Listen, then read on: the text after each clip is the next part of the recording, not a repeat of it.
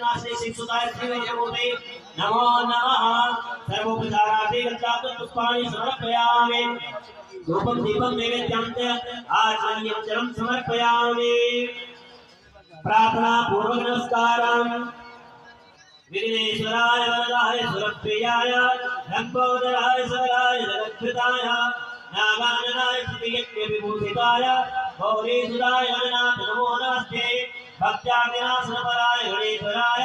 सर्वेश्वराय सुराय सुरेश्वराय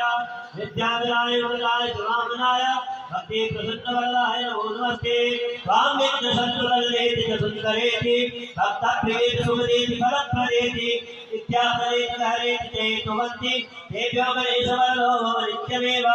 गणेशपूजने कर्मायन्योन्नमधिकं कृतं तेन सर्वेण सर्वात्मा प्रसन्नोऽस्तु सदा मम बोले बोले गणेश भगवान की जय अनेन पूजनेन गणेशामि